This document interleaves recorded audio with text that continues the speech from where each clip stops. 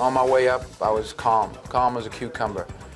And I went through it, because I knew I had my names written down, so I know I wasn't going to stumble too much.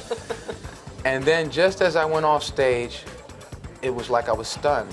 Like I wasn't sure if I really won, or I just thought maybe I had passed out and someone else won. I really wasn't sure. I had to ask. I saw Kevin Kline. I said, I won, right? Is this for true? Yeah, it's too much. Well, the swell of emotion for you must be even more meaningful because of this kind of a role, which would seem to be a very personal, very passionate part. It was a journey. It was a history lesson for me. I did not know the facts of this film. I did not know that black people fought in the Civil War in the numbers that they did. It wasn't taught in the schools I went to. And to be able to share that information with the world, just the camaraderie and friendships that we developed on that film. Like there's a scene around the campfire there at the night before the big battle, and I almost broke into tears there, and it was honest because we had worked with these guys and we had trained and marched through the mud and the cold, and it was like we had gone through basic training together, and most of them were ex-Marines or presently Marines and all. And the way we made the eye contact, our hearts were in it.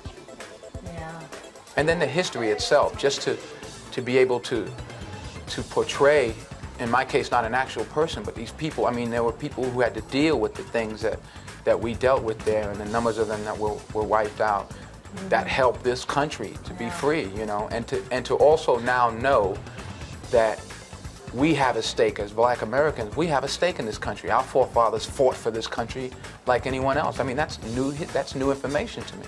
Well, I'm really happy about the filmmakers. There have been waves of actors who've come and gone, and things started and then faded out. But with filmmakers, and with filmmakers who are proving that their films are marketable, it is 2 words, show business. And if there's no business, there's no show.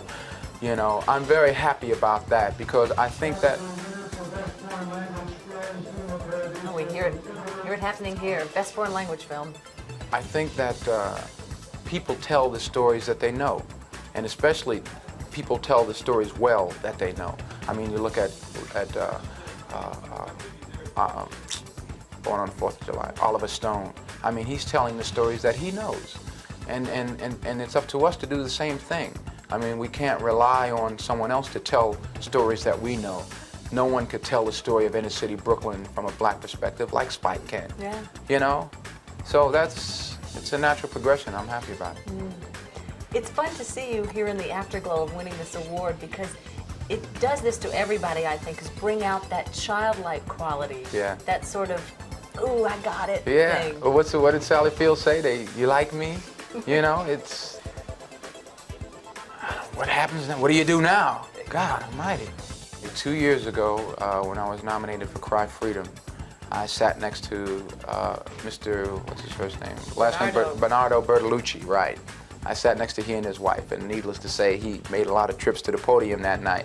So he was stacking these things up under the seat. And the last emperor swept them. Yeah, they had 9 or something, and I guess 5 of them came to him or whatever reason. But he had a bunch of them under the seat.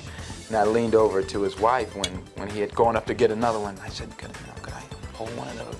And she gave it to me. I said, okay, good weight to it. Feels pretty good.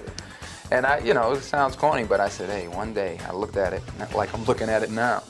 I said, I'll see you later. We meet again.